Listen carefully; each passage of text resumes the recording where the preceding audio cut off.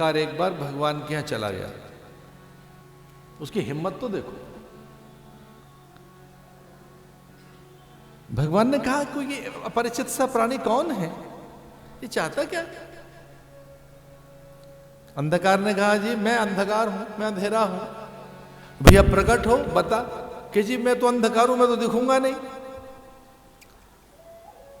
मेरी काया तो ऐसी है कि जो मैं भी नहीं पहचान पाता, स्वयं को मैं देख नहीं पाया कभी, मैं कौन हूं?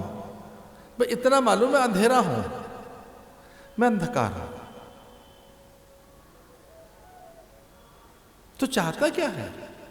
उसने कहा सूरज से कहो कि वो मुझे रहने दे, जब वो आता है तो मैं मिट जाता हूं, मैं खो जाता हूं, मेरा भक्षण करता है, मुझे रहने नहीं देता, मेरे अस्तित्व को हर दिन चुनौती देता है, उसके आने पर मैं मिट जाता हूं, खो जाता हूं।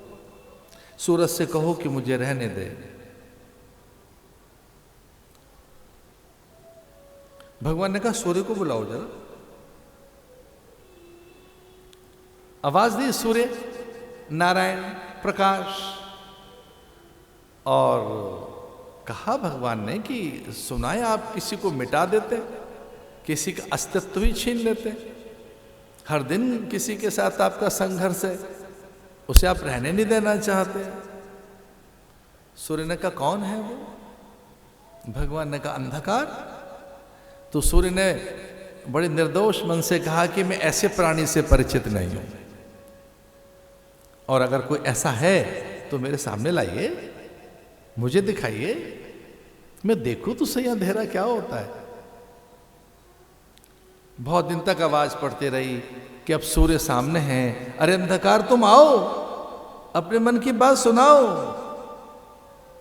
आया नहीं अंधकार, क्योंकि सूरज के सामने अंधेरा रह नहीं सकता। मुझे आपसे एक सीधी बात कहनी है, मन में अगर राम बस गया तो संसार और उसके दुख उसी समय खो जाएंगे, उसी समय, उसी समय। सीख तो लो कभी। अज्ञान ध्वांत विध्वंस सूर्य कोटि समप्रभा, सूताख्यायी कथा सारम मम करुण रसायनम। हे गुरुदेव, आपकी बातें बड़ी मीठी सी हैं, सरल सी हैं, अच्छी सी हैं, कानों में रस घोल देने जैसी हैं, इनमें थोड़ा विस्फोटक रख तो दो। क्या शब्दों का प्रयोग किया है भागवत ने, विस्फोटक, कि हमारे कानों में कथा विस्फोटक रख दीजिए कानों के माध्यम से, तो जो मोटी जो भित्तियां हैं अज्ञान की, वो उद्ध्वस्त हो जाएं, मिट जाएं। मैं नहीं जानता कि पश्चिम इस तरह से इसको जानता है कि नहीं, पर भारत ही एक ऐसा देश है जहां कपाल क्रिया होती है।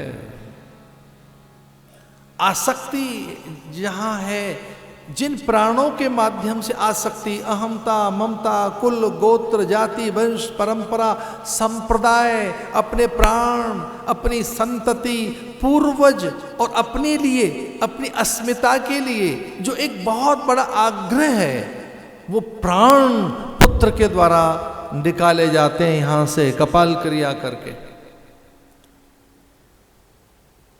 अब हो सकता है हम काल क्रमानुसार खो बैठे हों उस विद्या, सन्यासियों की नहीं होती वो। सन्यासियों की कपाल क्रिया नहीं होती, क्योंकि सन्यासी तो प्राय समाधि में प्राण छोड़ते हैं। लेकिन हाँ, जो सदगृहस्थ हैं, जो सामान्य प्राणी हैं, उसके प्राण यहां धसे रहते हैं। वो प्राण माने आसक्ति, अहमता, तो कुछ सीमित से प्राण जो उसे पुनर्जन्म के लिए प्रेरित कर सकते हैं, कुछ आसक्ति उसकी उसके लौकिक कामनाएं, वंश, कुल, गोत्र, परंपरा, संप्रदाय की संकीर्णता।